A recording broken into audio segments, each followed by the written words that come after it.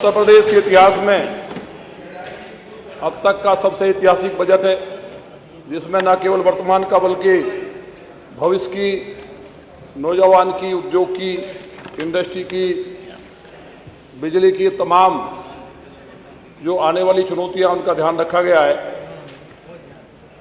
मैं माननीय वित्त मंत्री जी का, माननीय मुख्यमंत्री जी का आभार व्यक्त करता हूं और आपका भी आभार व्यक्त करता हूं। मेरी विधानसभा लौनी है, वहाँ के देवतुल्य नागरिकों का भी मैं आभार व्यक्त करता हूँ कि मुझे उन्होंने यहाँ भेजा।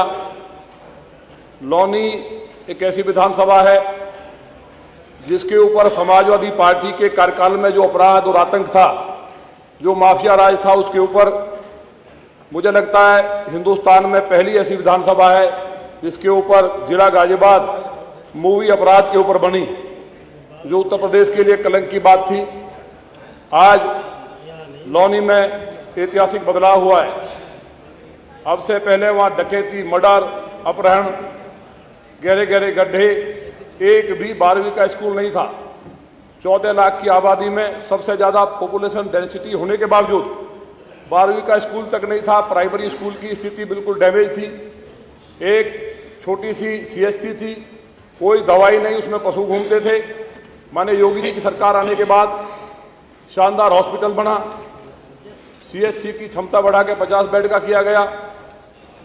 2 इंटरमीडिएट स्कूल, ITI, बेटियों के लिए डिग्री कॉलेज, फ्लाईओवर्स, हर क्षेत्र में शानदार थाने बने, पुलिसिंग की व्यवस्था बेहतर हुई।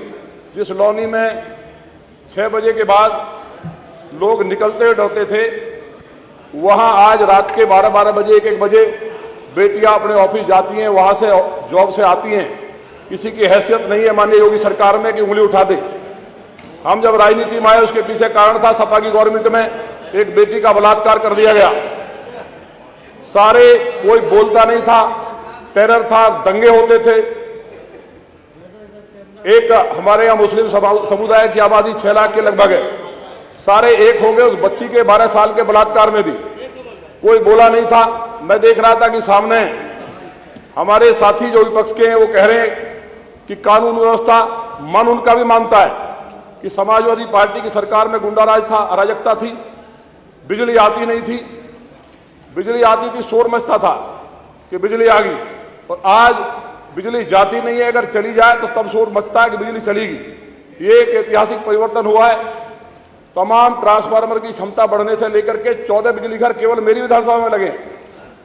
तो ये जो ऐतिहासिक बदलाव है, और इस बजट में जो प्रावधान किया गया है खास तौर से यूथ के लिए, उनके रोजगार के लिए, इन्वेस्टमेंट के लिए, तो ये सब चीज़ें मुझे लगता है विपक्ष को हजम नहीं होती, क्योंकि इनकी सरकार में पहली जब कैबिनेट की बैठक होती है सरकार बनने के बाद, तो वहाँ उद्योग लगे इसकी चर्चा नहीं होती थी, नौजवानों के लिए कुछ हो उसकी चर्चा नहीं, क्योंकि नौकरियां बेची जाती थी। माननीय योगी जी की सरकार में 9 लाख से ज्यादा सरकारी नौकरियां लगी। कोई माइका लाल नहीं कह सकता किसी ने 1 पैसा दिया है। तो ये तमाम बदलाव के बाद सपा सरकार में क्या हुआ पहली कैबिनेट में, ये माननीय अधिष्ठाता महोदय, दुनिया में चाहे लोकतंत्र है या राजतंत्र है, इस तरह की घटना कहीं नहीं हुई कि पहली कैबिनेट में आतंकवादियों को रिहा करने का, उनको छोड़ने का प्रस्ताव पास होता हो और माननीय न्यायालय को कहना पड़ता हो इनका अभिनंदन करो, रोक लगानी पड़ती हो। पूरा उत्तर प्रदेश तो शर्मसार था ही, पूरे देश के अंदर इस बात की आलोचना हुई, दुनिया स्तब्ध थी। और वो लोग कानून व्यवस्था पे सवाल उठाते हैं। बेटियां कॉलेज नहीं जाती थी, घर से पढ़ती थी प्राइवेट।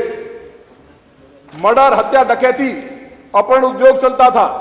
आज माननीय योगी जी की सरकार में रामराज आया है।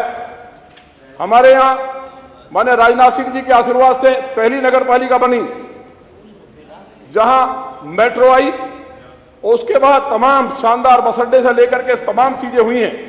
मेरा आपसे निवेदन है कि हमारे यहाँ एक इंजीनियरिंग कॉलेज की आवश्यकता है, उसके लिए प्रस्ताव गया हुआ है।